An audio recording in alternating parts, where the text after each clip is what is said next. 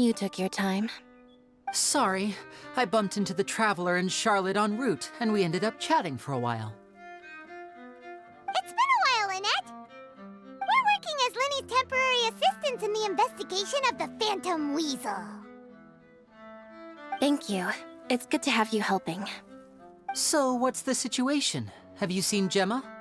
Nope. I've been here a while, and she still hasn't shown up. How bizarre. Maybe it was bad intel. Well, we won't get anywhere by standing around waiting. Traveler, Paimon, let's go ask around.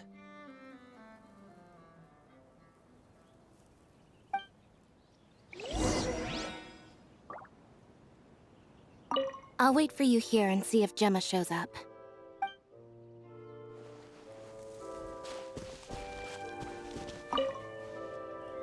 Excuse me, good sir. Do you by any chance know a Gemma? Gemma? You mean Caesar's fiancé? Sure I do. What's this about? I'm just trying to get a hold of her because I need her help with something. I heard she comes here a lot. Yeah, she does. Poor thing. It's no secret why either. She's heartsick. Ever since Caesar passed away, she's been coming here once every week to clean his grave. Often, she just sits there in front of his headstone, lost in thought. Sometimes she talks to herself. I asked her what she was doing once. She said she wanted to speak to him again. She knows he's gone and can't hear her from the grave, but she just likes to spend time there, telling her fiancé all about how her life is going. And she's been doing this ever since Caesar passed away? Oh, so 10 years. Wow, their love must have been really strong. I'll bet. Caesar's reputation fell apart after his identity was revealed, so no one else visits his grave. Gemma's the only one who still thinks about him after all these years. I don't know if the mind lives on in the waters after death, but if it does, I'm sure Caesar must be grateful to have someone who remembers him fondly. If I'm honest, I think this is all so unfair to poor Gemma. Her fiancé was a low-life crook. He doesn't deserve someone like her. Anyway, all of that said, she's running later than usual today. Normally, she'd be sitting in front of his grave by now. I wonder if she's okay. Well, that's everything I know, I'm afraid. You might have more luck asking some other people. All right, well, thanks for sharing all of this with us. We'll keep asking around. You're welcome. I just hope she'll be able to move on one day.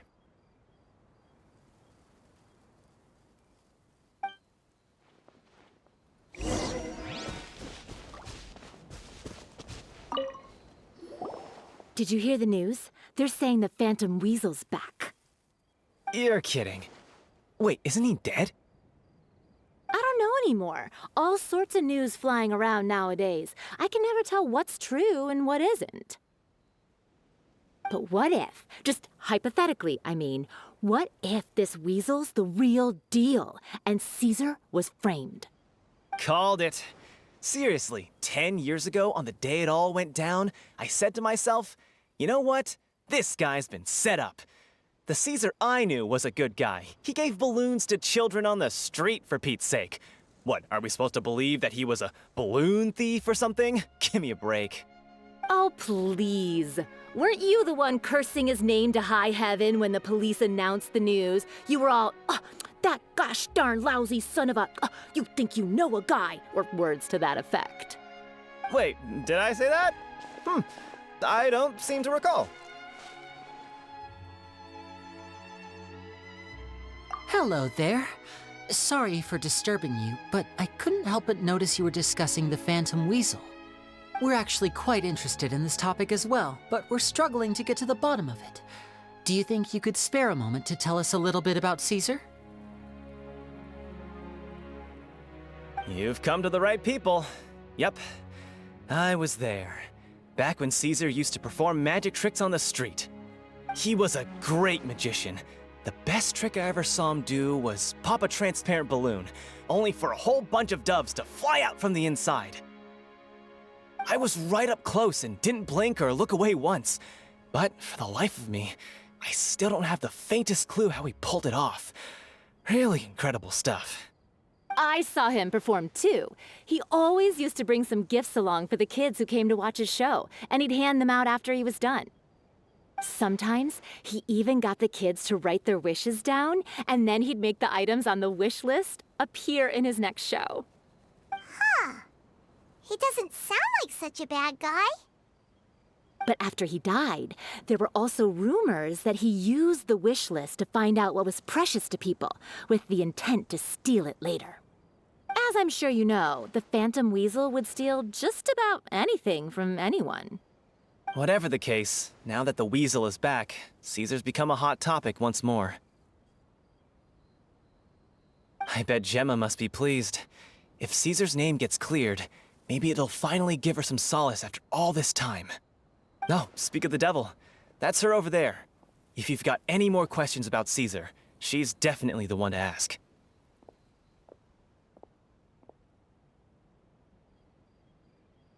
So that's Gemma. Is it just Paimon, or does it look like something's wrong? Wait, it looks like she's injured. Come on, let's see if she's okay.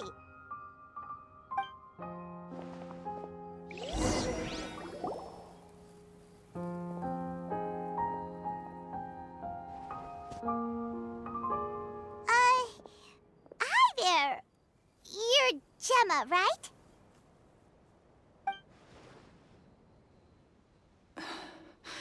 Who's asking? Don't be afraid, we mean no harm. It looks like you're injured. How bad is it? Thanks for your concern, but you didn't answer my question. Who are you, and what do you want with me? My name is Linny, and this is my sister Lynette. My name's Paimon, and this here's the Traveler. We're investigating the Phantom Weasel. The Weasel posted a warning letter this morning. If he still lives, that means that Caesar was falsely accused. You knew Caesar better than anyone else. So if you're willing, we'd love to hear what you think about all this. I promise you can trust us. We won't hurt you. In fact, we'll do all we can to keep you safe. I never believed that he was the Weasel. Huh. I suspected as much.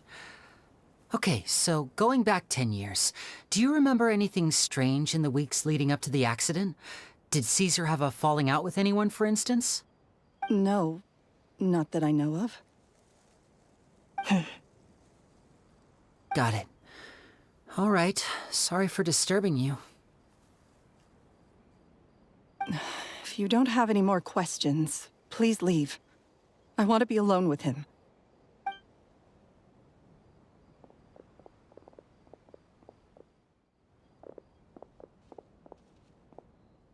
Judging by the look on her face, there's definitely something fishy about her. She's lying. She definitely knows something. That's fair. We're just a bunch of strangers who showed up and started questioning her about things that happened a whole decade ago. It makes sense that she'd be wary around us. In any case, I doubt we'll get any further here, so let's call it a day. Meet me outside Hotel de Boer tomorrow, and then we'll start the next step of our plan.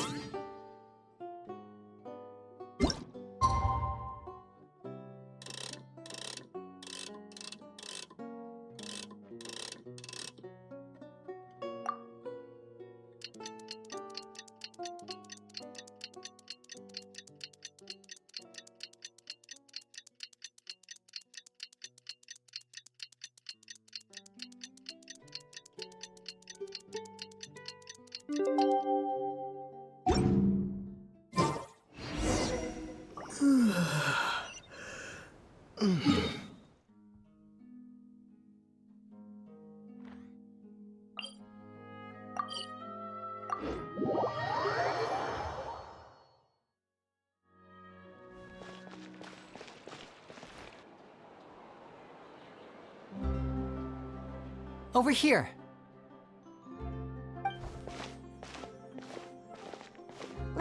joining us today? I've had her follow Gemma and see if we can make any inroads with her. They should be at a cafe right now. Still, I don't think that Gemma's likely to open up to us. So, we need a contingency plan. Today, we'll be looking into a guy named Lorenzo, Caesar's former pupil and assistant. When Caesar passed away, all the stolen goods discovered in his home were confiscated and returned to their rightful owners. But Lorenzo was the only one privy to all his magic secrets, and he inherited his craft. Before long, Lorenzo was the next big magician in town, his fame surpassing even that of his master, and it made him very wealthy. He's since left the magic scene, though, and these days, he's a wealthy businessman with his fingers in a lot of different pies. I had to pull a lot of strings, but I managed to get him to agree to a couple of drinks with me. Be warned, though, I hear he's got a hair-triggered temper. We'd best be careful.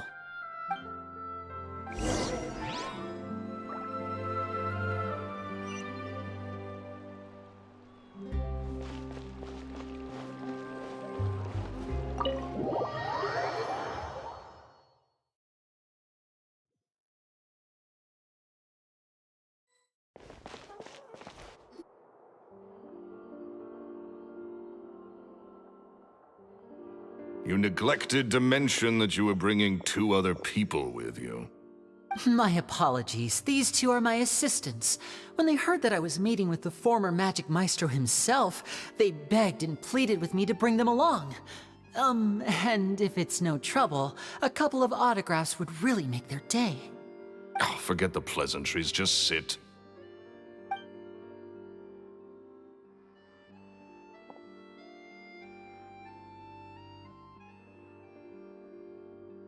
Get a load of this guy. Forget the pleasantries, he says, but he looks pretty happy about Lenny stroking his ego. I only agreed to meet since we're both magicians. Do me a favor and cut to the chase. I have more important things to do than drinking. Much obliged, sir. As it happens, the matter I want to address is also related to magic. Yesterday morning, a warning letter from the Phantom Weasel appeared on the entrance to the Opera House. He claims to be planning something for the same evening that I'm scheduled to do a magic show there. As such, I believe that I may well be his target. I have to get to the bottom of this to ensure that my show can go ahead as planned. Naturally, any investigation into the Weasel starts with a few questions about Caesar, who... What is there to investigate? Caesar was the Weasel and he's been dead for 10 years. So what if some sick creep thought it'd be funny to write a warning letter? It changes nothing. Are you trying to tell me you actually bought it? Please, sir, no need to get so worked up. I do concede that a copycat is but one possibility. Possibility? It's a fact, Lenny. Look, my patience is limited, so listen carefully while I'm still willing to put up with you.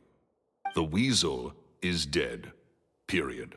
Everyone knows that, so do yourself a favor and quit this investigation. It'll lead you nowhere. Look, if this affects your magic show in any way, I will personally compensate you for any losses. Oh, sir, I'm honored, really. But this isn't about finances for me. My pride as a magician is what's at stake here, Lorenzo. Copycat or not, this person has thrown me the gauntlet, and I must meet their challenge head-on. Your pride? Don't mince words with me, boy. Just tell me, what exactly are you seeking to do? I want to find out the Phantom Weasel's true identity. I have to know for myself what really happened 10 years ago. What would that accomplish? And what do the events of 10 years ago have to do with you, anyway? Look, you of all people should know that a magician never reveals their secrets. And in any case, dead men don't talk. So if you really care about your magician's pride, then you'll forget about Caesar and move on. Uh-oh. This is getting awkward. Lorenzo? Is that? Oh, it is you! I know that big, booming voice anywhere. What's up, my man? Want to grab a drink with me? Another day, I'm busy. Oh, come on. You can't be all business all the time. You know what they say? Live fast, die young. You gotta learn how to kick back and relax once in a while. If I wanted your life advice, I'd ask for it. Now get out of my face and go be drunk somewhere else. Sorry, my good sir. I don't believe I've had the pleasure. Oh, hey! Edmondo. He and I are business pals. We worked together a bunch of times. This is your first time meeting him? Oh, he's always like this. Foul-mouthed and hard-nosed. Never heard a kind word out of this guy the whole time I've known him.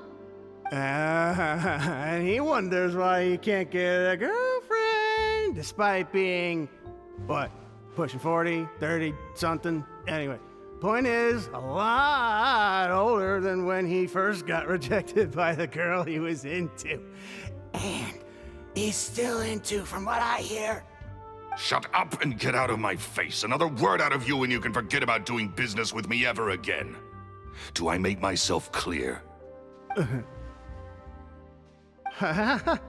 Sorry, I may have had a little too much to drink. All right, I'm gonna leave. Don't work too hard.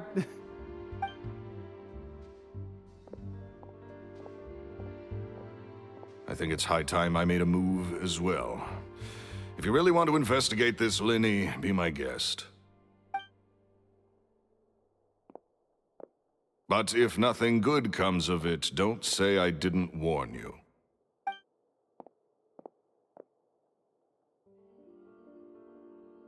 Well, that fell to pieces in a rather spectacular fashion. Any thoughts? Totally. And what was all that about compensating you for your losses? Why would someone you just met make an offer like that? He's gotta be hiding something. And not like Gemma. She was a little suspicious, but this guy's definitely covering something up. I think so too. We need to look into Lorenzo more closely. That guy Edmondo seems to know a thing or two about him. He only just left. Let's see if we can catch up with him.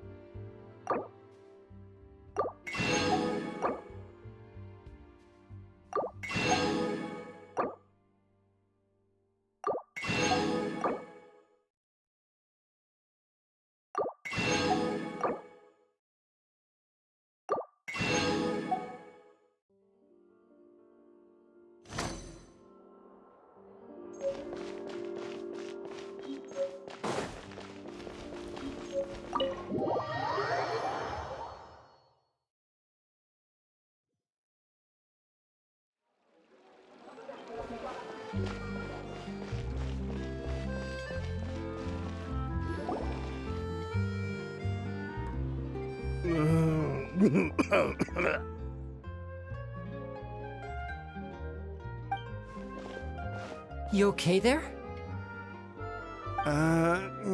Who are you? Oh, it's you guys. Don't worry about me. I must have had one too many. I just need to ride it out. I said way too much back there, didn't I? Yeah, I nearly talked myself into complete financial ruin. Note to self, no more drunken chats when Lorenzo's around. So, he was serious about threatening to cut you off? Ugh, Paimon knew he was a bad egg.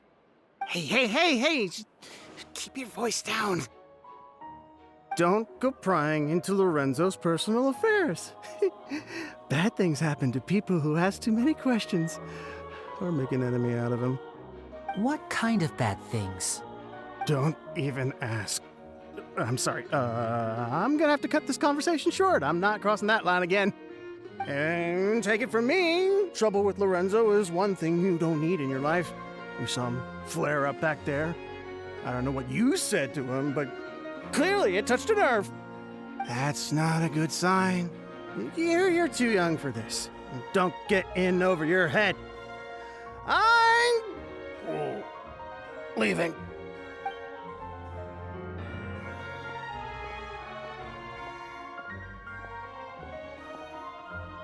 And there he goes. What do we do now, Lenny? Shh! I think we're being watched. Someone was listening in to our whole conversation. Don't say anything and don't look back. Any altercation in the city will attract the guards.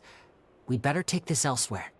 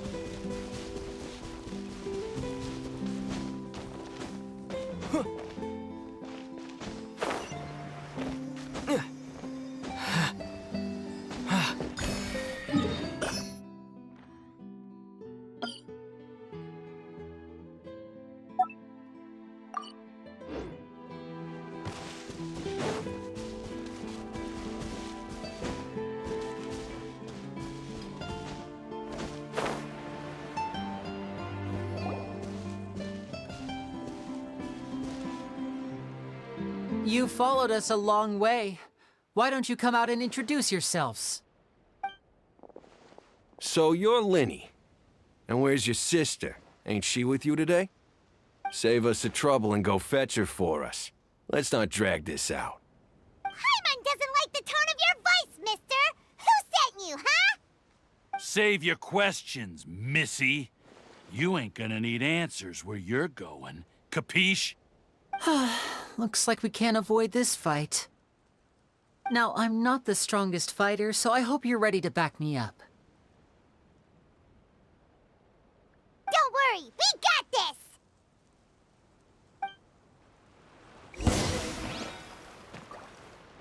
Step right up!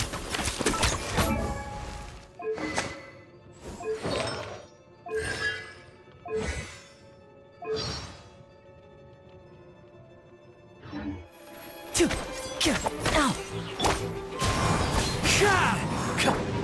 Whirling snap! Water jet!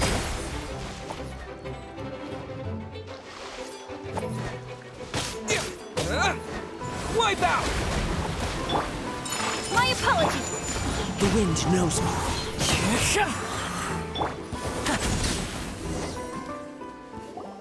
Curses. They're tougher than we thought. Vision wielders are always trouble. Intimidation ain't gonna work like it did on the lady. Come on, let's scram!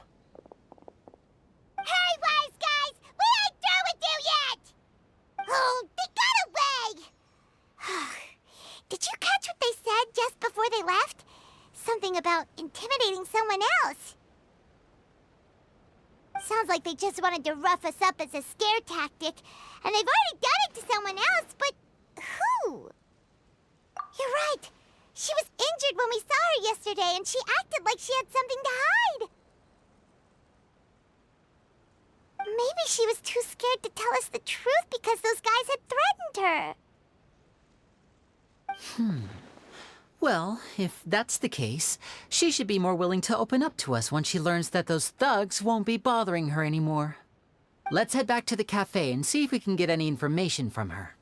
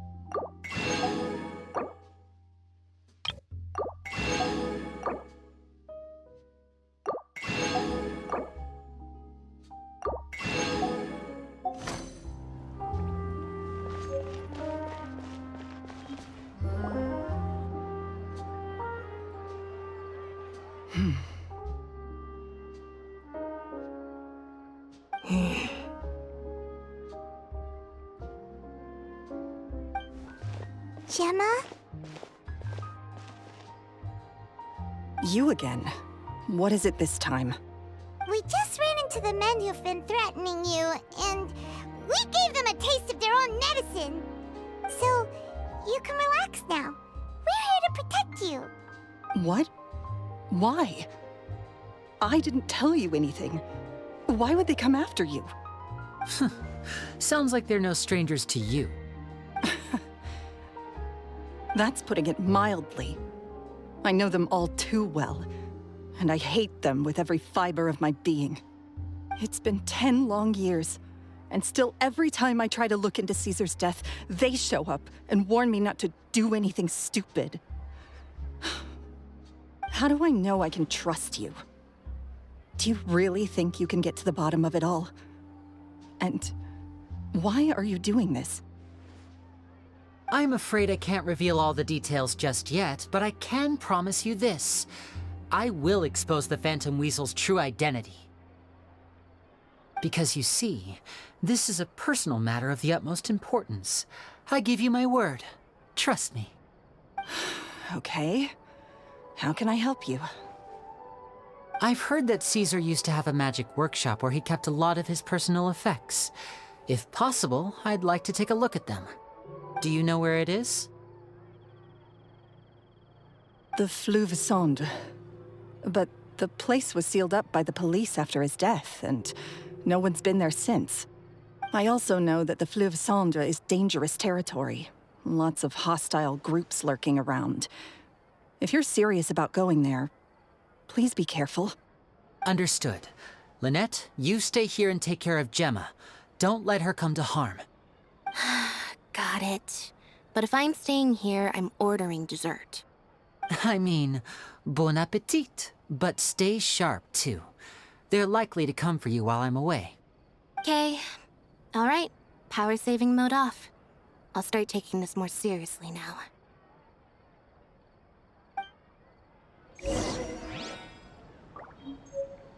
Whatever you do, please be careful.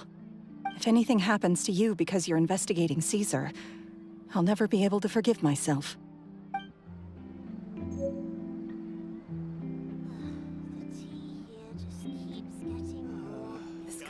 No more free coffee for me.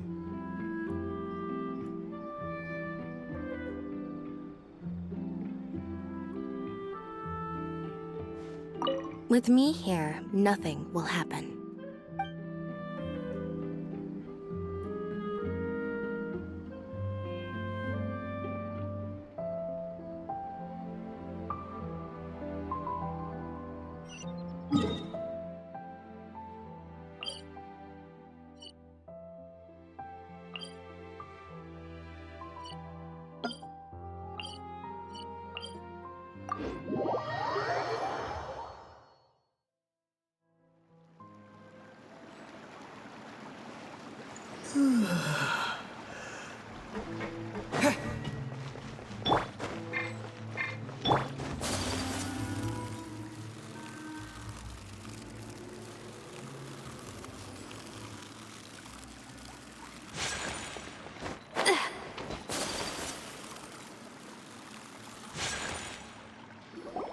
If Gemma gave us the right location, then the workshop should be right nearby.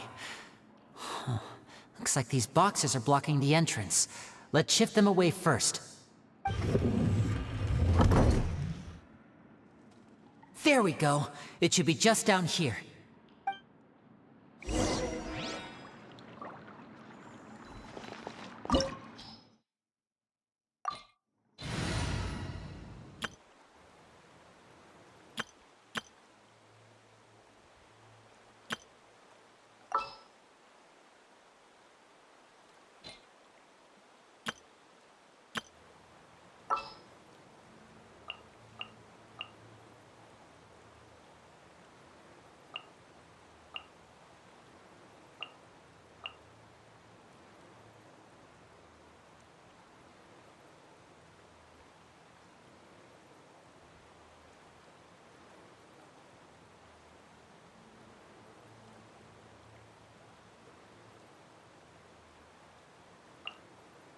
Sounds good to me.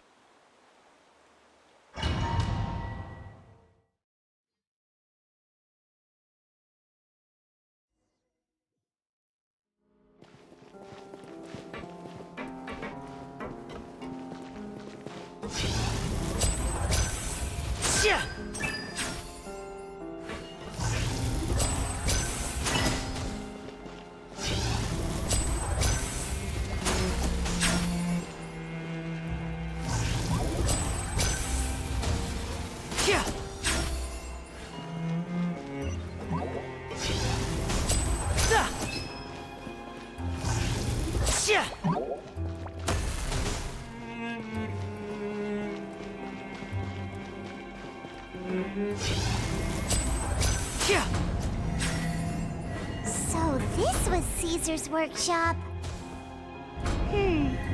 Nothing suspicious here, just normal magic props. Let's head in further.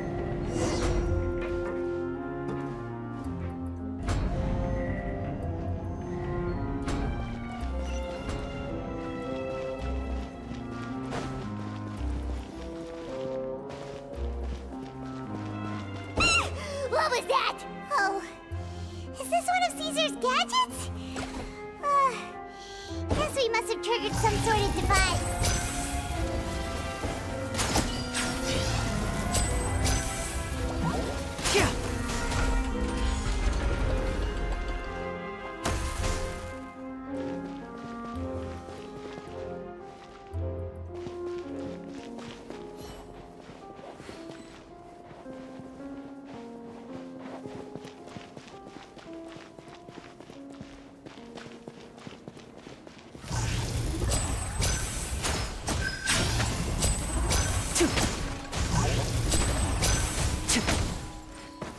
Swift and merciful. One with nature.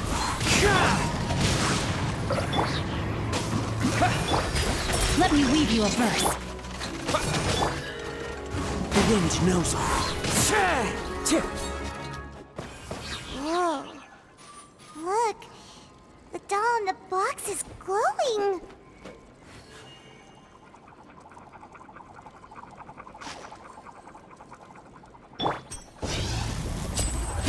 There's something written on the card on this doll. Let's take a closer look.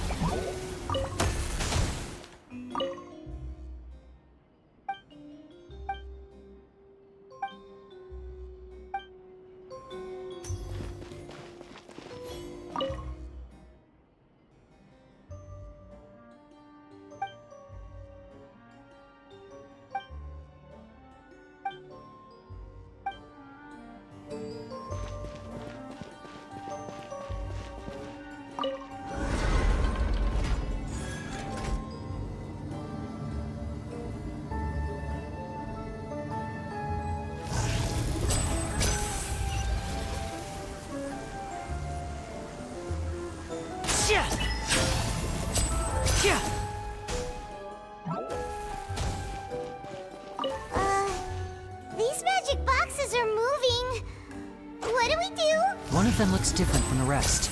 Let's investigate.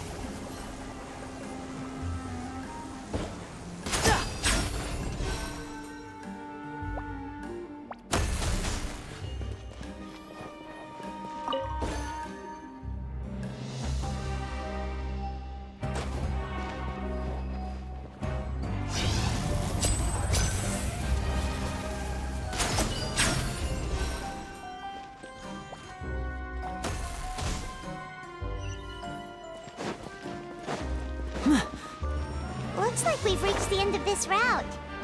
Shall we try a different one?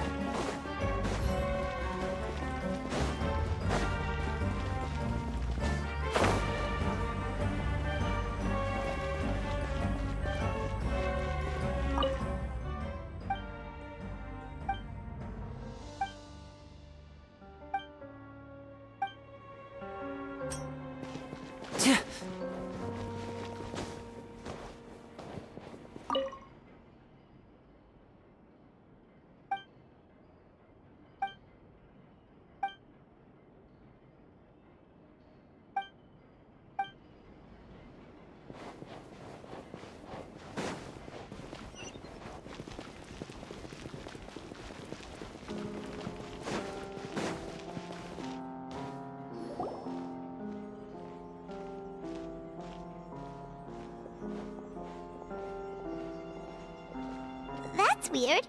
Have we reached the end already? There's nothing here. Maybe this was a wasted trip. This place seems a little too ordinary for a magician's workshop. There's a distinct lack of mystery. We've triggered quite a few devices on the way here.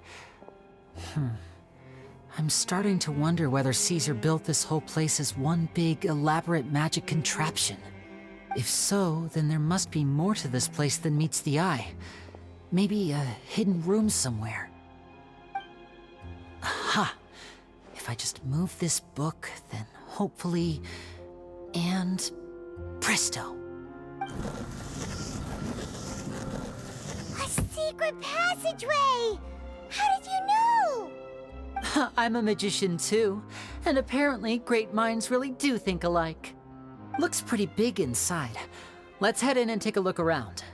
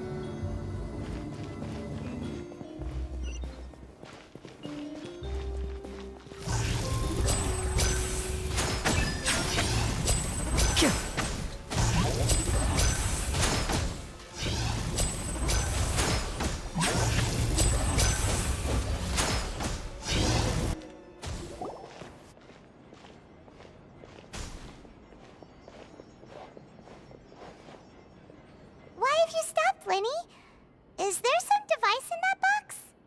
Huh. It just looks familiar somehow. Let me check this out for a second while you guys go on ahead. If anyone makes a major discovery, let's rendezvous here. All right, see you in a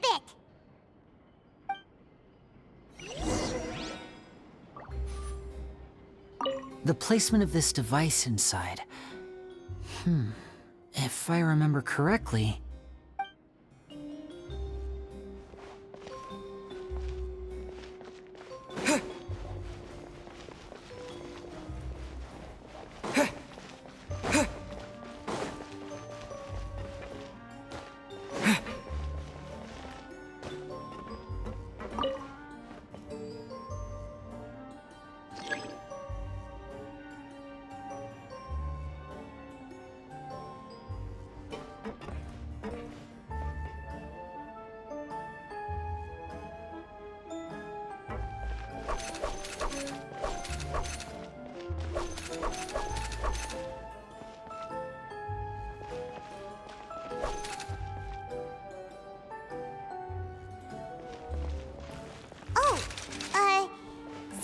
can't step on the same tile twice.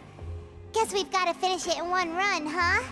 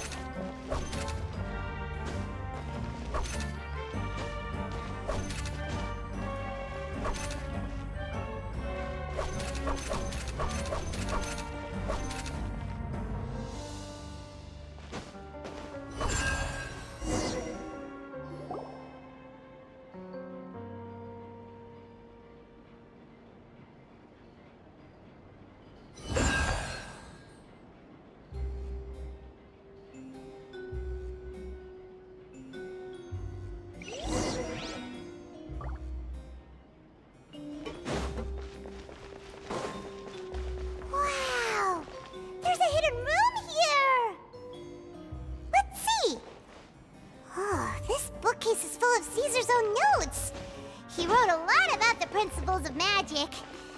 Whew. Much too advanced for Paimon. Hey, look! Is that Caesar's diary on the table? This book's thick as a brick! Let's take a peek inside it, shall we?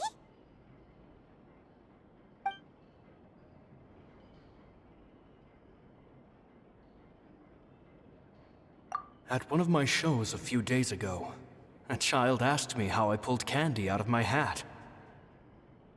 As a joke, I told the kid that the hat has a built-in wish-granting machine.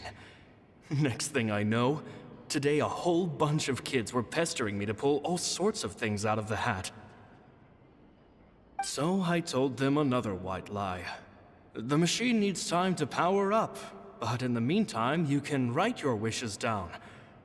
Well, they took me up on that offer, enthusiastically. As I write this, I've only just got back from running around all over town, buying the things they wanted. Boy, are my legs sore. I wound up saving very little this month. But that's not a major issue. I now have a bigger problem. How am I going to hide all these things inside my hat?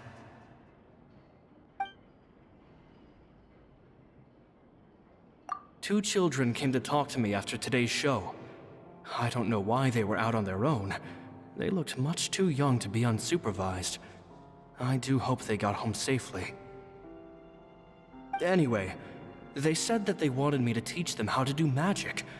It's not uncommon for children to ask this, of course, but I've never seen any of them as serious about it as these two. I told them that learning magic is very hard work, but that didn't faze them at all. It's like they already knew. And they seemed so committed. I couldn't turn them down.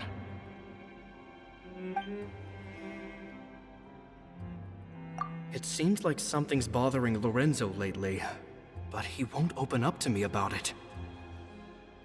Surely he's not upset that I agreed to teach those two children.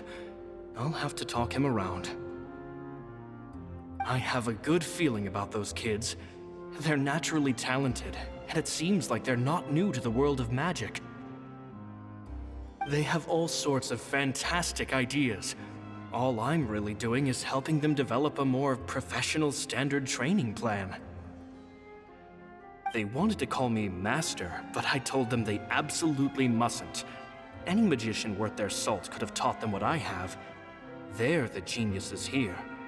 Compared to them, I don't deserve to be called any sort of master. With time, I have no doubt that they could become far greater magicians than I. My only concern is why they're so mature for their age. I fear they've had to grow up too fast. I don't dare to imagine what they must have been through. Gemma thinks so too. She doesn't like being around them. Says that their eyes are too piercing. They don't bother me, but then again, I've never been the sharpest tool in the shed.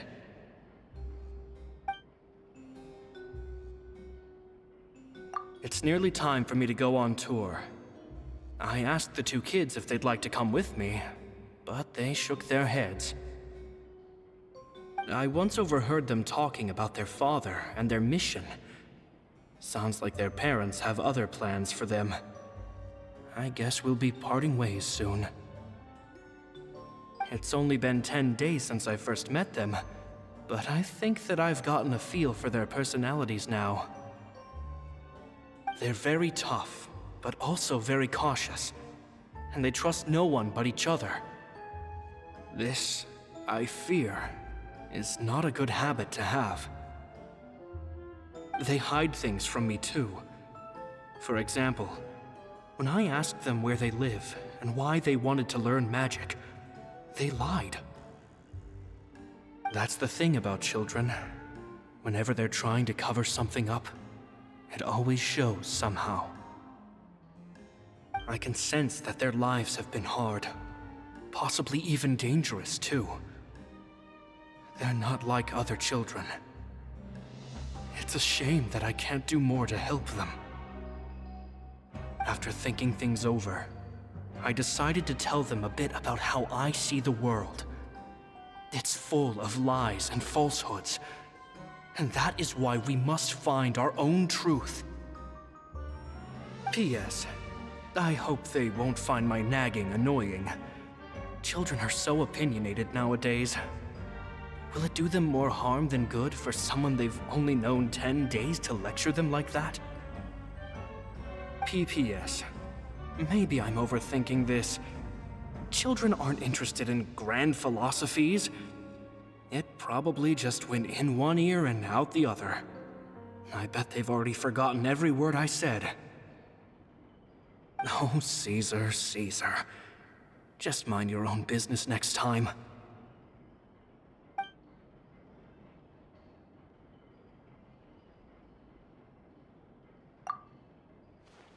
Two magic geniuses with a father and a mission, huh?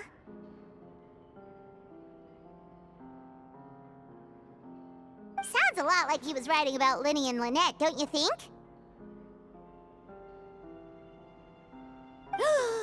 did they meet Caesar when they were kids? Let's go ask Linny.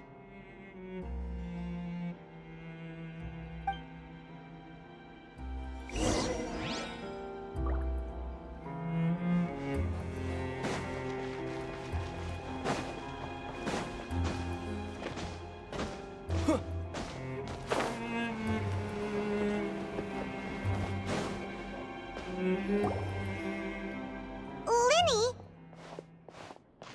Shh, hold that thought. As I expected, there's a lot of fishy things going on in this place. Fishy? Uh-oh, what have you found? All in good time. Before we go over our new leads, I want to tell you how a high-altitude escape is performed. First, the magician slots themselves into a magic box in full view of the audience. The box is then suspended high in the air, and a short while later, the base automatically opens. At this point, a dummy will fall out of the box, but it looks real enough to grab the audience's attention, and they start wailing and screaming. Meanwhile, the real magician, who has by now blended into the crowd, waits for a good moment to make their appearance and put on a hysterical performance. Oh no! Is that me? Did I just fall to my death? Very vivid description. Paimon can really picture it. And then what? The audience's gaze then turns to the magician, and by the time they realize what's happened, the dummy has vanished, as if everything that just happened was some sort of shared illusion. Of course, that's just how I think the process should work, theoretically speaking. The inventor of this trick never performed it successfully. When the box opened, Caesar was the one who fell out, and not the dummy. He fell right to the ground from the highest point of the opera house. No one could hope to survive that fall, not without a vision at least. And no one else has ever attempted this trick since. My understanding of how it works is just based on what I could gather from his notes and the relevant gadgets here in his workshop. So Caesar's famous high-altitude escape has never been done, huh? Paimon was about to say how cool it would have been to see it in person, but if it's that dangerous, it's probably for the best that no one else tries to do it. Wait a second. So if a dummy's supposed to drop out of the box, then where does the real magician go? How does he get out? Glad you asked. That brings us to the secret of said box. This box right here is the one that Caesar constructed himself to use in the performance, and it's not as simple as it looks. Inside, there's a device that only the magician himself would know about. Once the magician's inside and the box is lifted up into the air, the audience's view of the box is fixed at a certain angle. From where they're standing, they have a clear view of the front, sides, and bottom, but the back and the top are now no longer visible. At this point, the magician presses a button inside the box, opening a secret door out of view.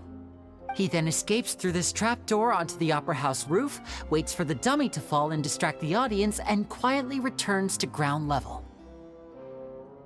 That's way simpler than Paimon imagined. Even Paimon could probably do it. Well, there's a little more to it than that, of course. The hardest part of this trick is controlling the audience's mood and reactions. That takes an exceptional degree of showmanship. There's the falling dummy, the miraculous reappearance, the pompous performing. Maybe the magician would even have themselves tied up before it begins to strengthen the impression that there's no escape.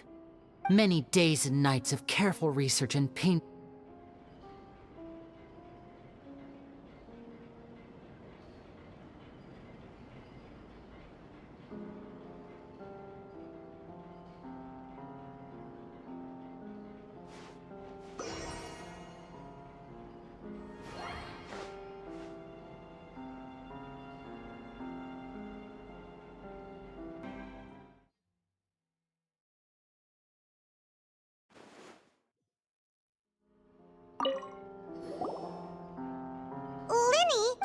hold. Fishy? All in good. First, the magician slots that at this point. Meanwhile, oh no!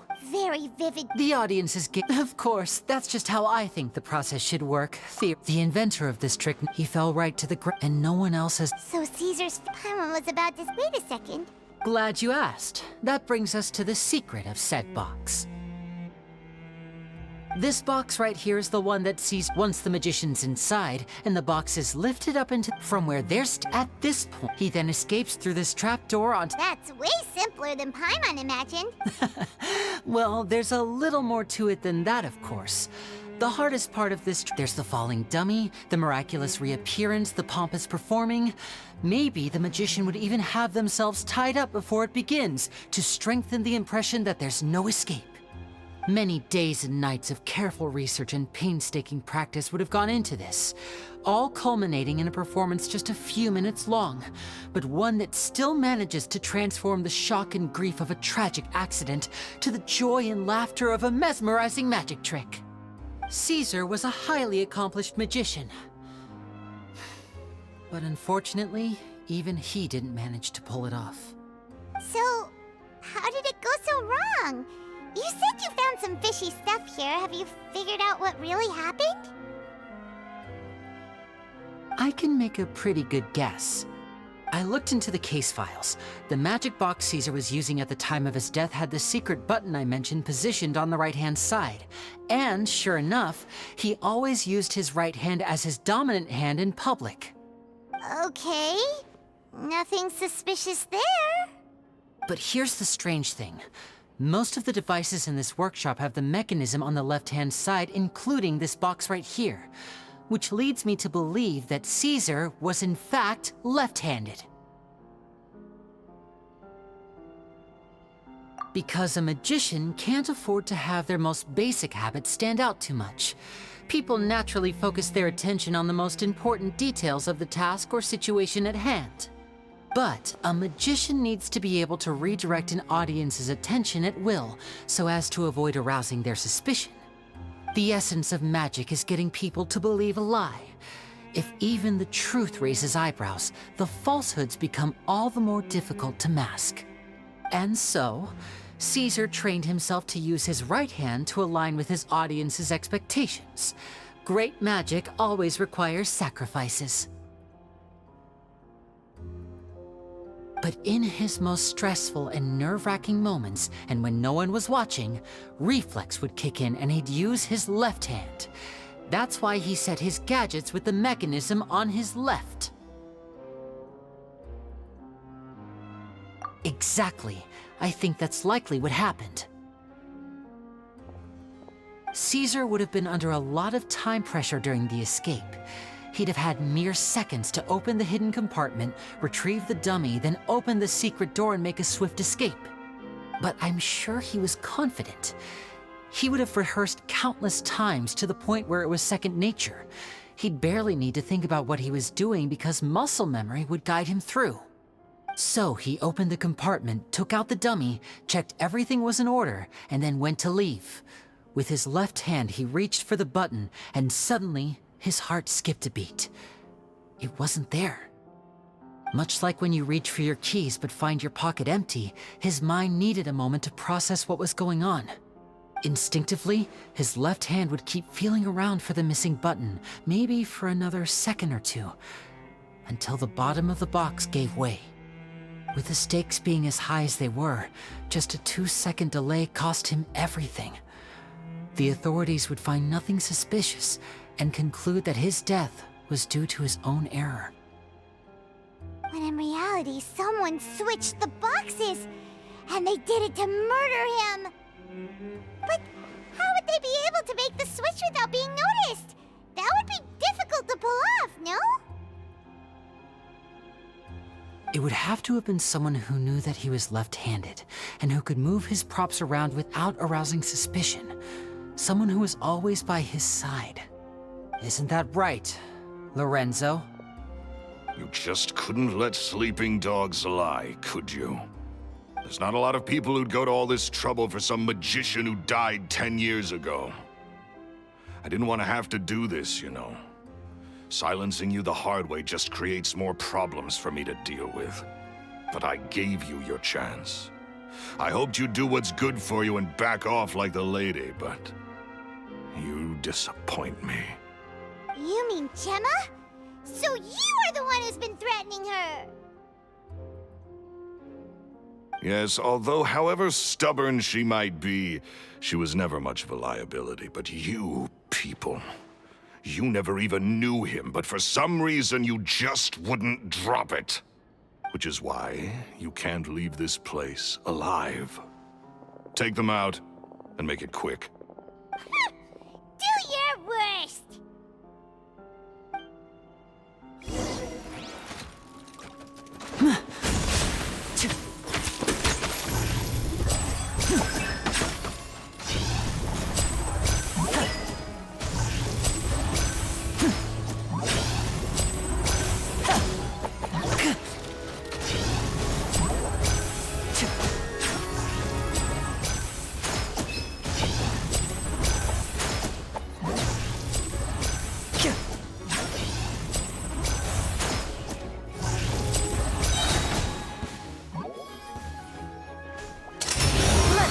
Show on the road! And voila! From whence you came, fallen leaves, adorn my nut. Bombs away! Water jet!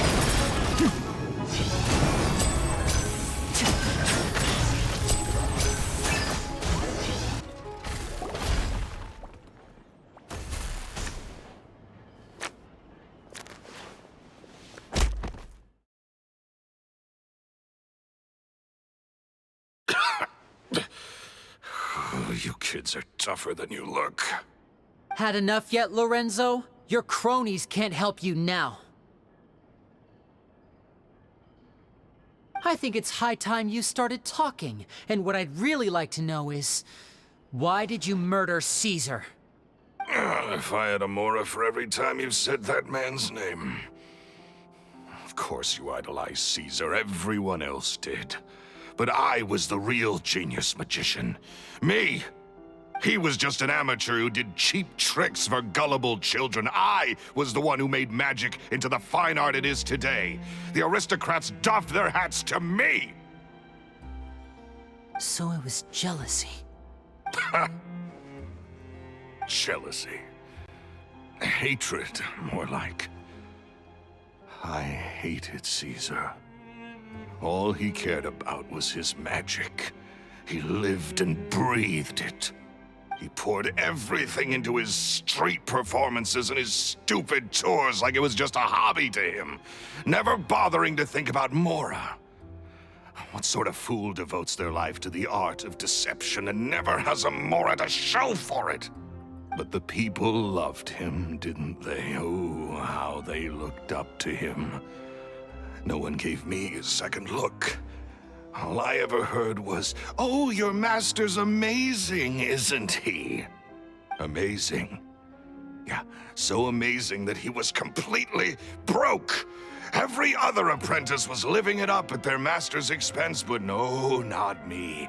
I put in all the work, mastered all the skills, and it brought me nothing more than the life I already had. He forbade me from using magic to trick people out of their Mora. There was nothing he hated more than that. And with his reputation in Fontaine, it was too risky for me to go it alone. As long as he was alive, if I dabbled in my own brand of money-making magic, he would expose me, and it would destroy me. I had to kill him. There was no other way. He had to go. And this was your only motive? It was reason enough. What other motive would I need? Well, I was under the impression that there might have been other factors at play. For instance, maybe you were in love with Gemma, but she was engaged to Caesar. In love with Gemma? Don't be ridiculous. Guess I was wrong about that then. Next question. Are you the Phantom Weasel? I am. Caesar was so strict with me. He insisted that his way was the right way, that the sole purpose of magic was to bring joy to the world. I never bought into any of that. I was more interested in the practical value of magic. Sure enough, it helped me fill my pockets with all kinds of valuable treasures. Oh, yeah! Charlotte told us that the weasel would steal whatever people valued, no matter how much it was worth. That's just how it looked from the outside. What would any thief want with second-rate loot? I've only ever targeted high-value items.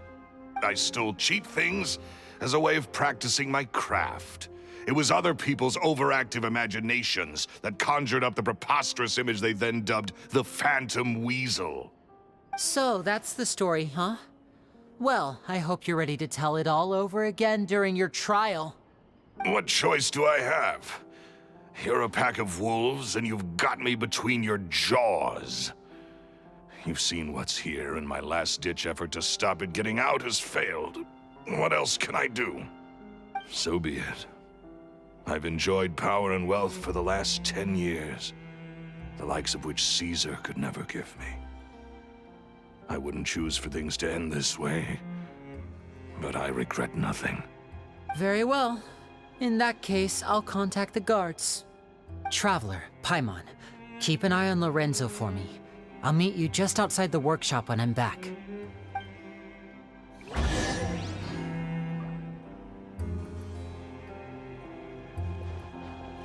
At least I can finally stop looking over my shoulder now.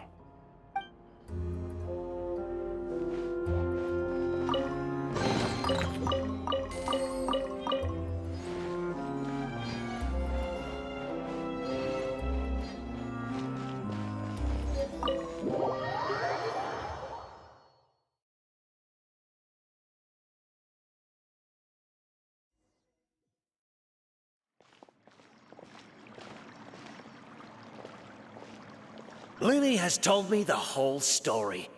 Lorenzo, do you confess to the murder of Caesar and to framing him for the Phantom Weasel's crimes? Look who's finally developed a conscience. What kind of disciple murders their own master? I hope it was worth it, because there'll be hell to pay.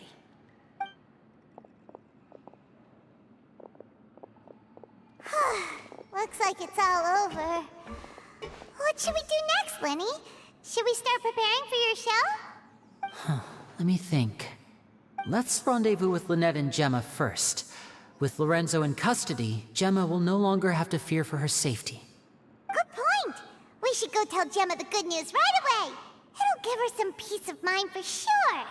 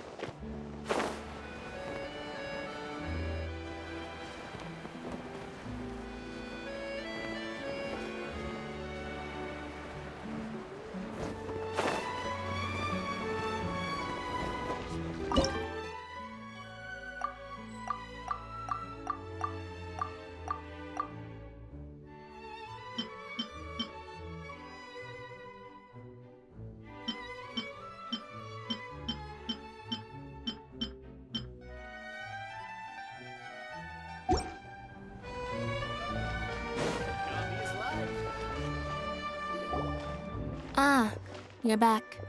You were so quick. I've only just finished my third dessert. Your third? Lynette, come on, we've talked about this. Everything in moderation. You're not gonna have any room left for dinner now.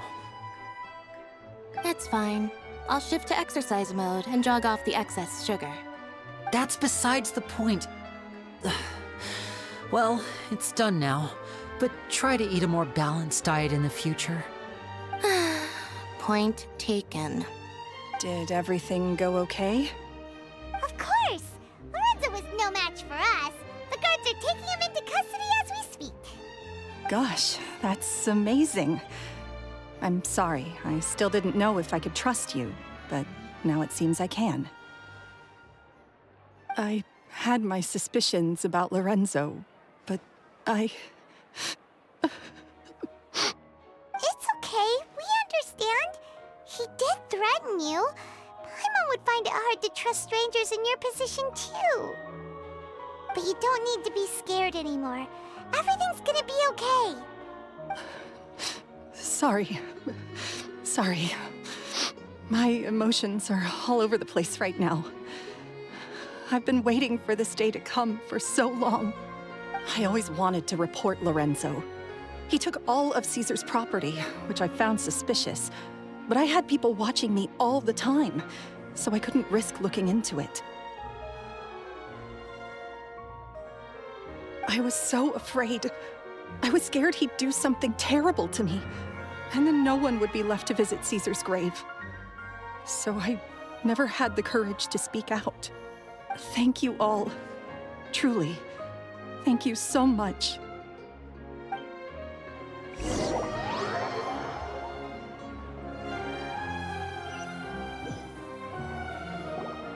Thank you all for clearing Caesar's name.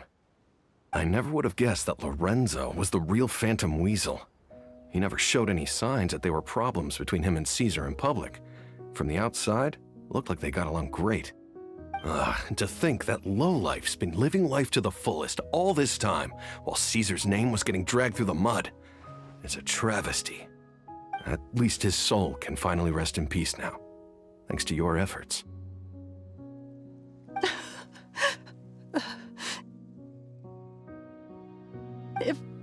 If only I'd realized before it was too late. Don't blame yourself, Gemma. This isn't your fault. Yeah, you still have the rest of your life to live. Caesar wouldn't want to see you spending it feeling guilty. Cheer up, Gemma. My brother's doing a magic show at the Opera House tomorrow evening. Would you like to come along? It might raise your spirits. This show will be a special one. We're holding it in Caesar's honor. In Caesar's honor? Really? Oh, thank you. I'll be there. Great. We'll see you tomorrow evening. Traveler, Paimon, don't be late. Don't worry, we'll be there. No way are we gonna miss out on a free magic show.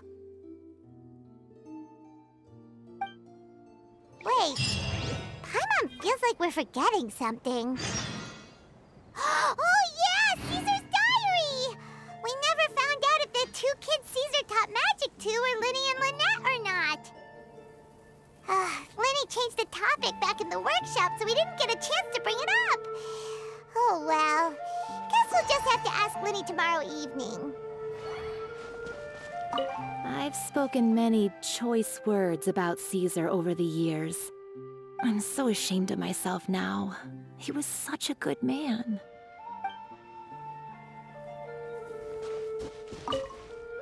I can't believe Lorenzo was intimidating Gemma all this time. He comes around here sometimes. Not to clean Caesar's grave, though. He just stands off to the side and watches Gemma from a distance. She must have known, but she never asked him to leave. I wonder why that is.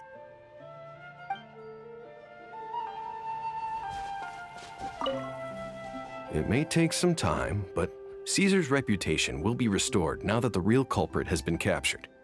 Looks like Gemma chose a good man after all.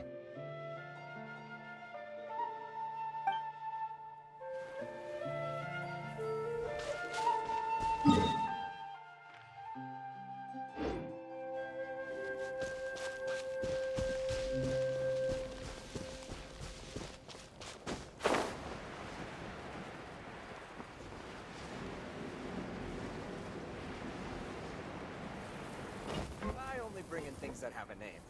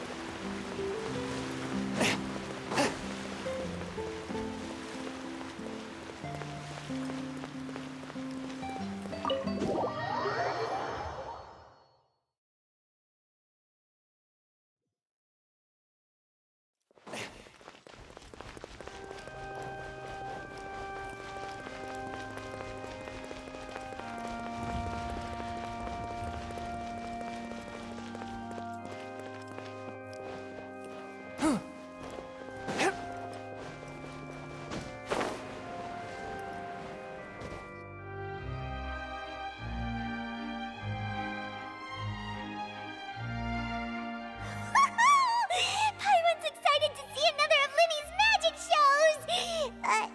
Wait. Lynette, shouldn't you be on stage by now? Not this time. My brother's going solo today. So, I'll be watching with you. Good evening, ladies and gentlemen. I hope everybody's ready because the show is about to begin. The great magician Linny has prepared a spectacular show for us all tonight, concluding with an all-new grand finale that no audience has ever seen before. Wow! A new trick! Thank you all so much for coming. Now, prepare to join me on a journey through the mystical and miraculous.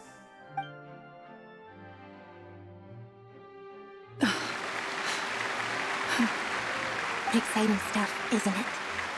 Yes, it's just... It reminds me of him. No wonder. Caesar was a famous magician too. So, how did you two first meet, Gemma? Well, I was out on the street once, and I saw him performing for little children. Children love magic, because they're willing to believe in things that can't be rationally explained. Caesar had this amazing way of bringing them into a dreamlike world. And somehow, I felt drawn to him too. So I went up and asked him to do a trick for me. Aw, that sounds so romantic. What trick did he do? It was with a flower. He took it in his hand, snapped his fingers, and it magically appeared on my head. I was so happy that day. No one had ever given me a flower before that. Oh, that's so cute!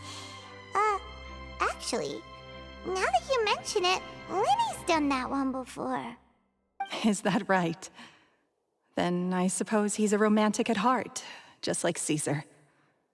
So let's treasure the time we have with him.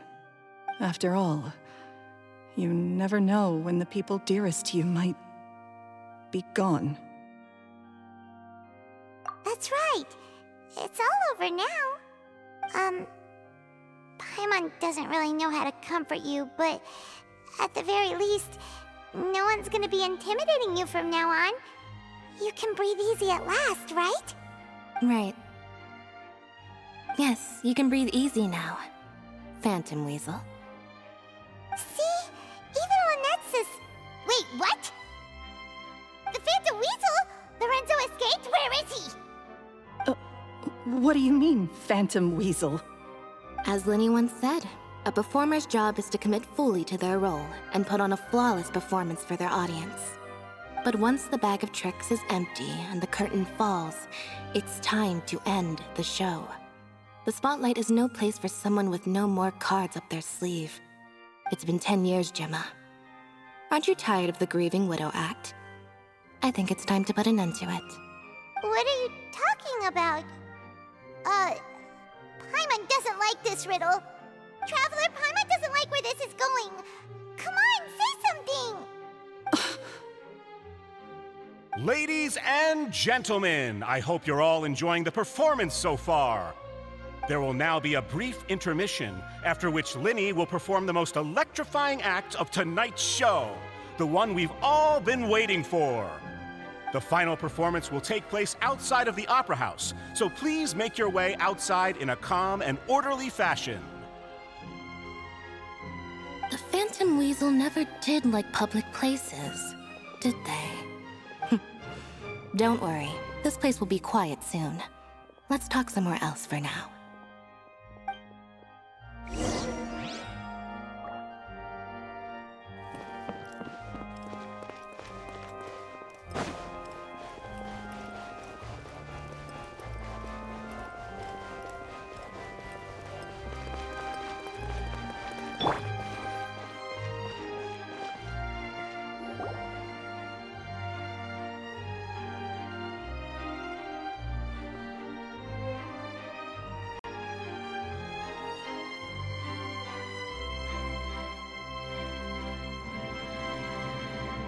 Dear me, this is awkward, isn't it?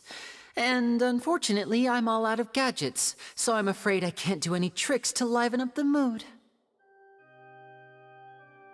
This is a big mistake for a magician to make, but thankfully, I do have a backup plan. Now, who wants to hear a story? Linny? Don't we have more important things to address right now? Lynette accused Gemma of being the real Phantom Weasel a moment ago.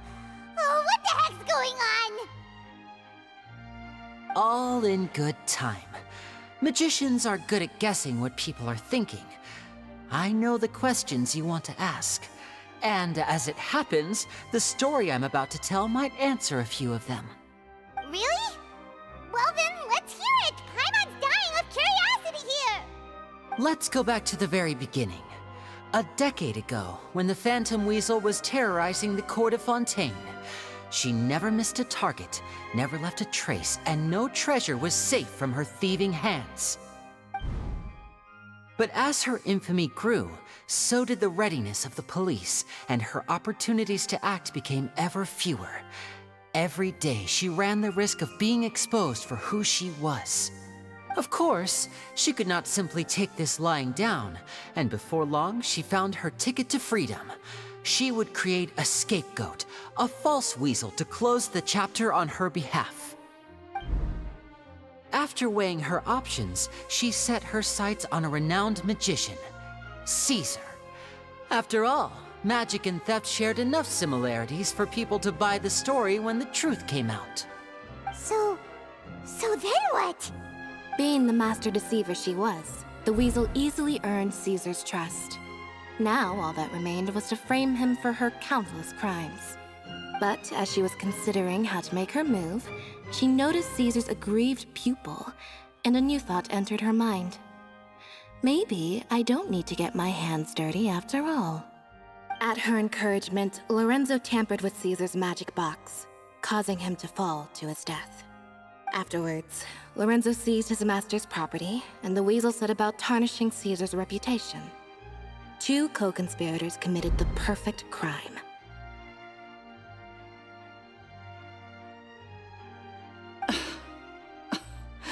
I've got to hand it to you. You're both exceptional storytellers. It's enough to make even me wonder whether there was really another mastermind behind all this, pulling the strings. But I just have one question. You seem to think that I am the villain in this tale. What's brought this on, Linny? Is it something that Lorenzo said? Don't worry, Lorenzo said nothing at all. But I never believed that he was the weasel, and in fact, my investigation only made me more certain of that. He was too forthcoming with his confession, as if there was something else he was trying to hide. How disappointing. So you'd sooner trust Lorenzo than me? Even without a shred of evidence? A magician is an expert at playing the audience to get the result they want. And I have no doubt that you, Gemma, are equally talented in this regard. With a little help from Lorenzo, you put on a very convincing performance. The lovesick fiancé, whose devotion to her betrothed is unshakable, even under threats of violence. Caesar was maligned and hated by all for 10 years, but you? Everyone sympathized with your plight. Who would suspect for 1 second that the lovely young lady always seen weeping in front of Caesar's grave was actually the mastermind behind his demise? No, not that poor lady. Perish the thought. Wait, so you mean the whole intimidation thing was just a hoax? Gemma and Lorenzo were both in on it? But why would Lorenzo agree to that? And why didn't he sell her out even at the end instead of admitting to being the weasel himself? Yes, why indeed? Maybe Gemma herself could enlighten us on that question. Well, Linny, if you're so confident in your version of events, then I think the answer should be obvious. Having killed Caesar with his own hands, Lorenzo was plagued by overwhelming guilt. Revealing the Phantom Weasel's true identity would serve no purpose. But if the Weasel remained free, then she could take care of Lorenzo's loved ones. An excellent answer, though sadly a little dull. Is that right? Well, don't let me bore you. If you'd care to change the topic to something more interesting, I'd be much obliged. As a matter of fact, there's one thing I'd really like to understand. Why would the real Weasel have targeted things that only have value to other people? Could you shed any light on that? Of course. After all, we're just telling stories here, aren't we? If I had to guess, I would say that the real Weasel must have had a terrible childhood. Left to fend for herself after her parents died young. Betrayed, scorned, beaten. She'd scrounge waste paper from garbage bins to draw on, using twigs and dirt for lack of ink and pen. She'd sew ugly rag dolls from whatever scrap material she could get her hands on. This was her only source of happiness in life. But it was all she needed, and she was content. Until the world decided that even this was too good for her. Once again, she was betrayed. And this time, everything was taken from her. She felt like life was a miry pit that dragged her further down the more she struggled to escape. At that tender age, she should have been happy. Instead, she stood in the shadows and watched with envy as all good things in the world passed her by. This was a fate too cruel for anyone to bear. Her pain became a breeding ground for dark thoughts. Thoughts which festered and grew into a twisted solution to her troubles. I detest the happiness of others, in all its forms alike. I will rob them of everything they hold to be good and true, and it will fill the void in my soul. That's some pretty heavy stuff. Now it all makes sense. Does this story satisfy you, Linny? Yes, it is quite to my tastes.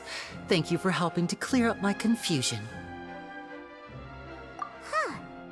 That's right. What drove you to write that letter, Gemma? What were you trying to achieve there? Because without that, none of this would have ever come to light. She didn't write the letter. After 10 long years, I'd hoped that the Phantom Weasel would be consigned to the history books by now. But it seems like someone still wasn't ready to let her finally be at peace. Linny. Or should I call you the Phantom Copycat now? You were the one who posted that letter outside the Opera House. But why?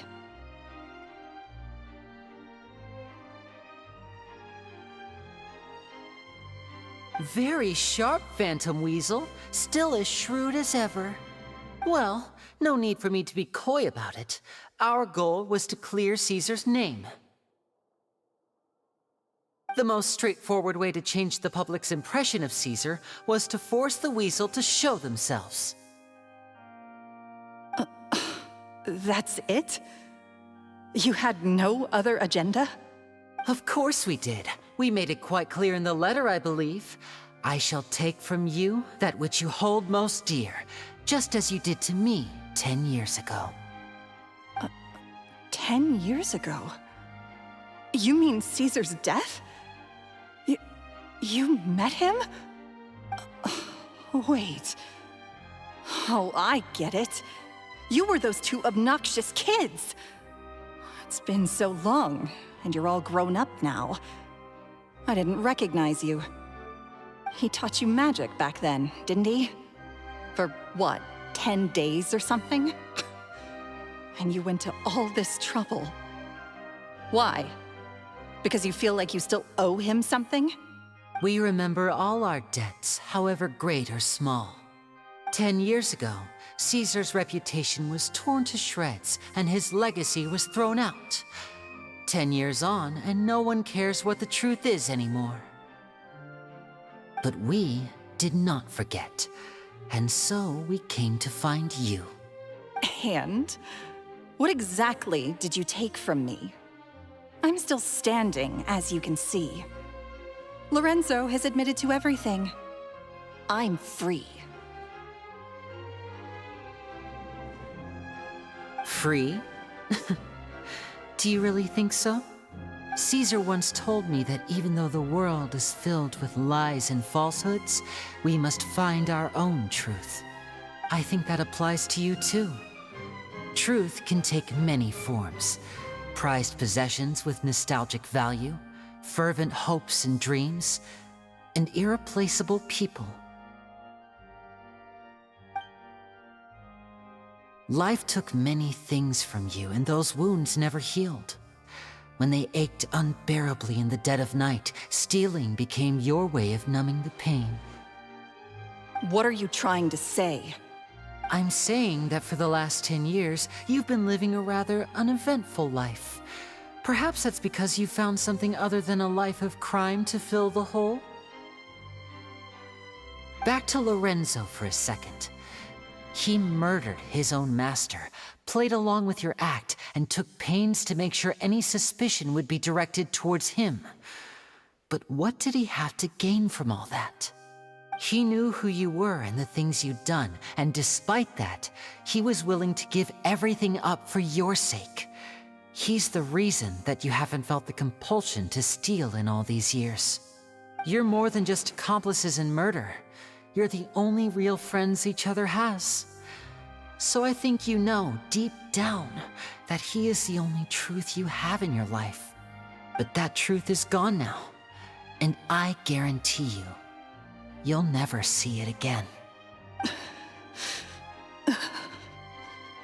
Congratulations on your freedom, Gemma. Your freedom will cost you dearly. From now on, you'll be all alone in a world full of lies and falsehoods. I do hope you'll be able to bear it. You've still got a long life ahead of you after all. Gather round, one and all. The time has now come for the amazing Linny to perform his final act in tonight's show. I'm sure you're all wondering what he has planned for the grand finale. Well, wonder no more, for the answer is a death-defying high-altitude escape. A high-altitude escape? I'm sure you all remember the magician Caesar. This was the very trick that led to his fatal fall, after which he was dubbed the Phantom Weasel. But we have now learned that Caesar was wrongly accused, and that the real Weasel has now confessed to their crimes. Guess that's my cue to leave. Whew. I've been practicing this one for ages now, but I'm still a little nervous. Traveler, Paimon, I hope you enjoy the rest of the show. There may be a lot of people watching tonight, but you alone are my true witnesses.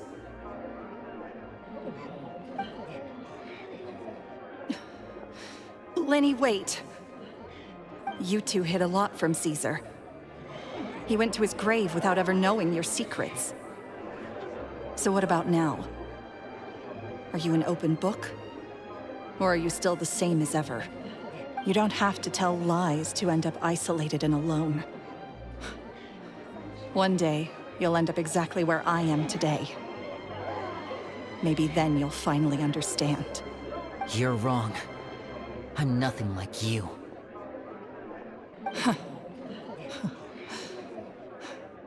So, what are we, doing now? Like Lenny said, when you're ready, let's head outside and watch the show. But what about Gemma? She'll figure out what's best for her soon enough. Oh, and if you'd like to see Lenny after the show, you know where he'll be. The usual haunt. All right. Well, let's go and watch Lenny's finale then. This trick's a pretty dangerous one, but he should be able to pull it off, right?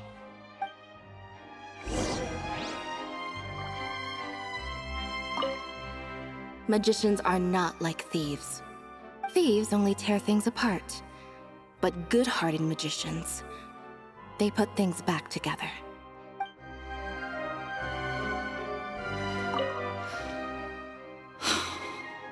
What is my truth? Sometimes I think I'm like a gambling addict. All I care about is winning, and it doesn't matter what's at stake. By the time I come to my senses, I'm left with nothing. Oh, if I had my time again.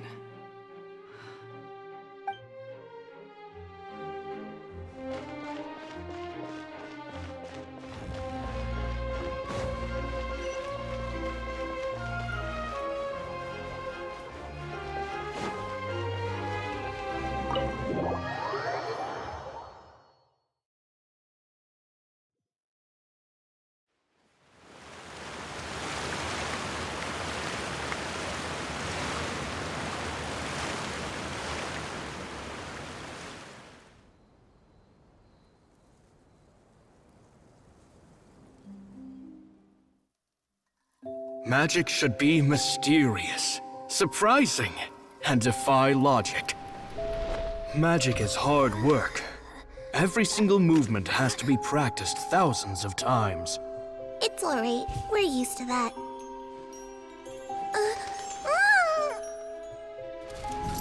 We're sorry. You've taught us so much, but we can't tell you the whole truth. It's okay. Do you still remember what I told you? This world is full of lies and falsehoods. I only hope that one day, you can find your own truth. What about you? Have you found your truth? Magic is my truth. I want to perform a magic trick so great that people will always think of me when they talk about it. For a magician, what greater honor could there be? Look! Behold! Lenny is sealed inside the box. Will he manage to escape? 10 years ago, Caesar attempted this very trick, and it was at this precise moment that... Lenny! Watch out!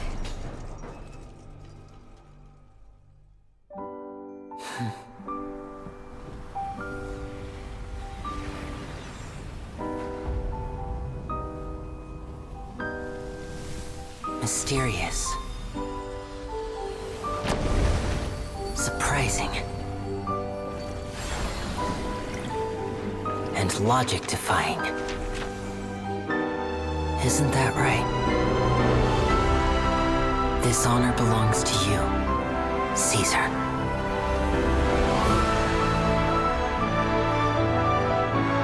I'm just sorry it's a little late.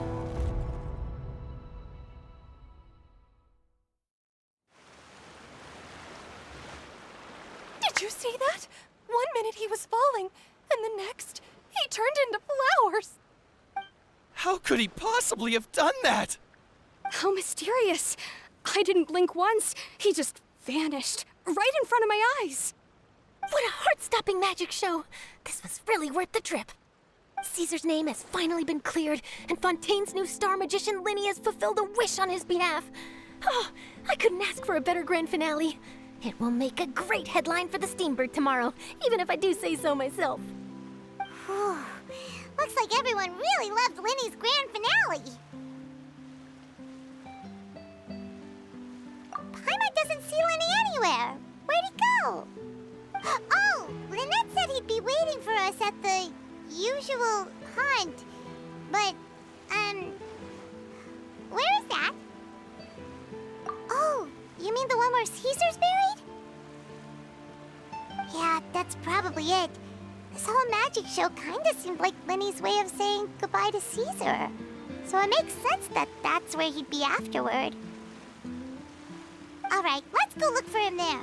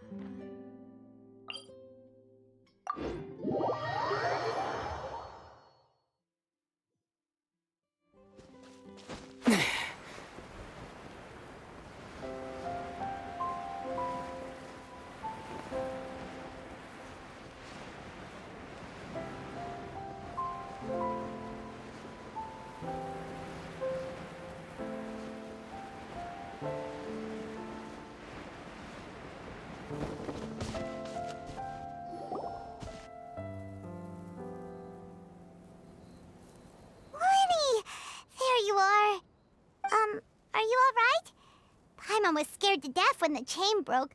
Paimon was sure something had gone horribly wrong. Magic is a performance art. A magician has to get creative to keep the audience on tenterhooks. That's our job. So I tweaked Caesar's original setup a little to keep it fresh.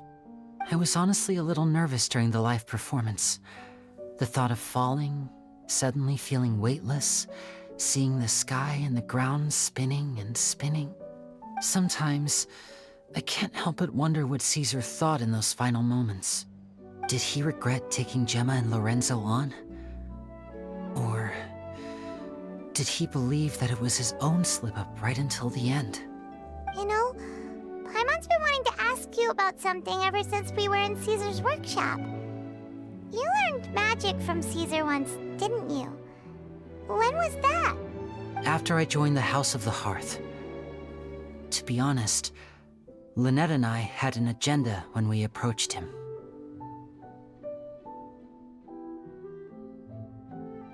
I told you about my past before, remember?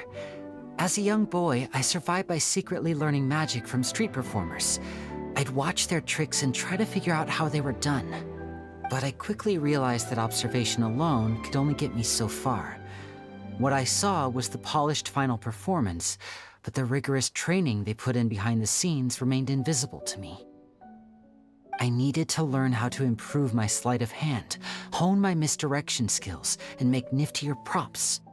We were gifted enough that we'd made some progress by ourselves, but without proper guidance from a professional magician, we quickly plateaued. So that's why you sought Caesar out?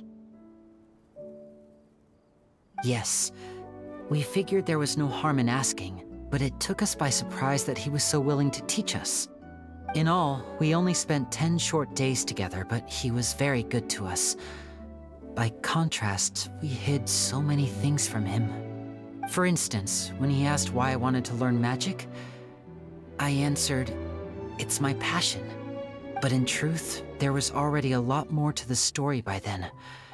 After being taken in by an aristocrat for our magic talent, then betrayed soon after, this was no longer about me doing what I loved. What amazed me was how the lie escaped my lips even as I was hesitating over whether to tell him the truth. trust is a beautiful thing. Sadly, I'd forgotten how to trust by then. Lenny.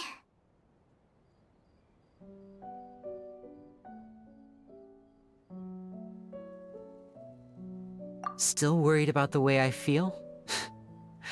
You really are a gentle soul, aren't you? But don't worry, I'm used to it now. From the mansions of the elite to the House of the Hearth, lies and selfishness have followed me and Lynette everywhere we go. After Caesar went on tour, we became busy with our missions.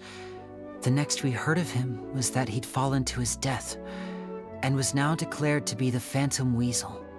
That night, I remembered his smile. But as I lay there, I didn't know what to say to him. To keep secrets is to put up walls. The longer you keep them up, the less you let people in. Then, one day, you look around and realize your life is like an empty auditorium after a show, full of seats once occupied by all the people who left. But I guess that's the price we have to pay. You only realize how much someone really meant to you when you lose them completely. That's why I was so confident this would hurt Gemma. Because I felt it for myself.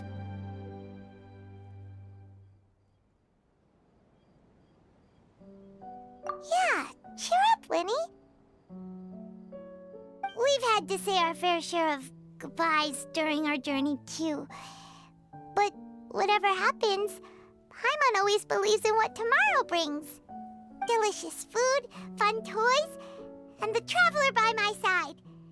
Paimon just needs to focus on things like this, and all the unhappy stuff goes right out the window. You know, Traveler, doesn't that kind of make you Paimon's truth? Exactly. It's the same for me and Lynette. We are the truest thing each other has in the world, and nothing can replace that. Life has taken plenty from us, like it did from Gemma. But at least it left us with each other. That's what gave us the strength to get through the darkest days. That's why the darkness never consumed me, and why it never will. Maybe we live in the shadows too, but we remember every precious ray of light that shines through. All right, time to lighten this conversation up a little. What did you think of the show tonight? Were you happy with it? It was amazing! Paimon just wishes we hadn't been so distracted with the Gemma situation. We spent most of our time in the Opera House just talking and pretty much missed the entire first half of the show. Lenny, could you do just one more trick for us? Whoa, that's a bit of a tall order, I'm afraid. The show's just finished, so my sleeves are decidedly card-free right now. Aw, come on! Surely you can think of something. The Lenny Paimon knows can do anything if he puts his mind to it. Oh, all right then. I'll give it a go, but only because it's you. Watch closely. I have a flower in my hand. You liar! There's nothing in your hand! We ain't going along with this! Huh? My goodness, you're right. But I could have sworn I brought one here with me. Okay, try this. Count down with me. 3, 2, 1. 3, 2, 1. Now, have another look around. Maybe the flowers appeared somewhere else. Really? Let's see. Wow, there it is! Oh, this is a different flower from the last time, right? This one's called, oh yeah, a rainbow rose. But more importantly, Paimon has to know how the trick is done. Please, Lenny, pretty please! Well, if you want to learn magic, you'll have to start by addressing me as teacher. Ugh. Fine. Please, teacher, please! Since you asked so nicely, I'll share one little tip with you. Namely, the student of magic cannot solely rely on others being prepared to reveal their secrets. You have to observe, think, and find the answers for yourself. Is that it? Look at the time. We shouldn't linger here too long. Thanks again for coming to see my show. I bid you both good night. I look forward to seeing you again. All right, fine. Shall we head back now, too? Oh, Paimon can't wait to read the Steambird tomorrow. Paimon bets Linny and Caesar will be plastered all over it. Let's head to the Steambird's offices tomorrow morning and see what we can find out.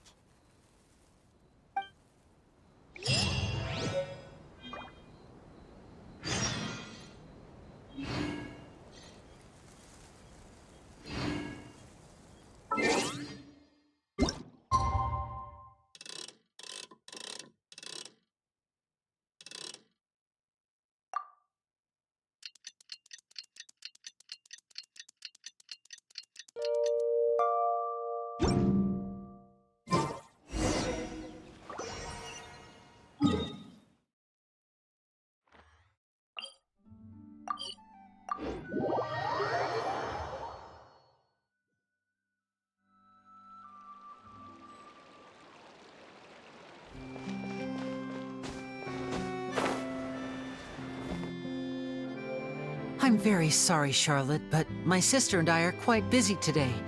I'm afraid we'll have to decline this interview. Oh, please, Linny, I'll only take a moment of your time, if you would be so kind. Huh? What's happening here? I spent all night writing my piece about the Phantom Weasel, and it was going to go to print this morning. But just as dawn broke, I suddenly received news that Caesar's fiancée, Gemma, had contacted the guards and confessed to having been the real Phantom Weasel all along. That was quick. Hmm? Too late, bro. That was quick, you say? It sounds like I've got some catching up to do. Please, fill me in. Whoops. Aha! My instincts did not lead me astray. You do have something to hide. Gemma turning herself in must have something to do with Linny's performance last night. Maybe watching my high-altitude escape trick reminded her of a better time with Caesar, and she could no longer ignore the voice of her conscience. Huh. Okay, then. Wait, no, there must be more to it. If that's all it took for her to have a change of heart, how did it take her 10 whole years? Well...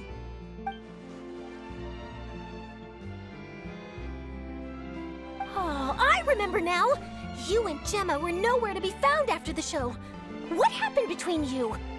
Quickfire question! Where did you all go after the show?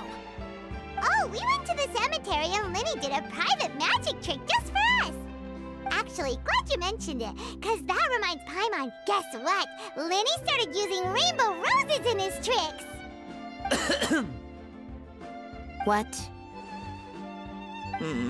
I don't recall ever having received a rainbow rose from you myself. Is this supposed to mean that they're more important to you than your own sister? No, I just, What now? Oh, did Paimon say something wrong again? This is getting pretty awkward. What do we do, Traveler? Seems like this interview wasn't meant to be. Well, never mind. There's always next time. Forgive my persistence, but when there's explosive news waiting to be found, I can't turn away. The news about Gemma has already made waves, and I'll stop at nothing to get to the bottom of it all. Apparently, one of the things she said to the guards was that her final wish is to see Lorenzo one last time. There's clearly a web of complicated relationships there. Can't blame me for being curious. All right, I guess I'll leave you to continue the rest of your conversation in peace. Bye for now.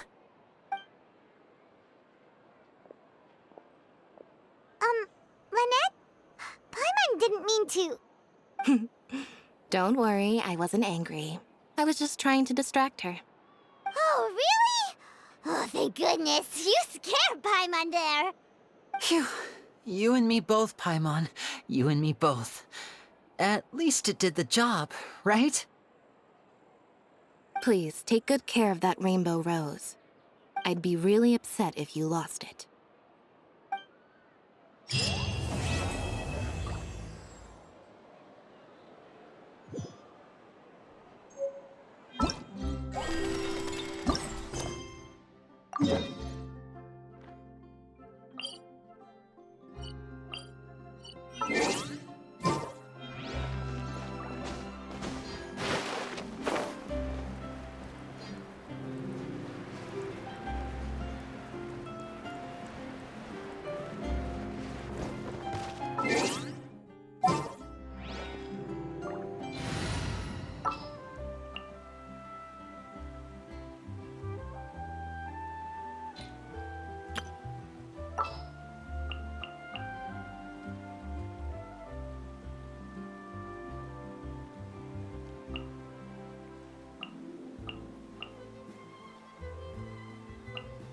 It's time to pull the trigger.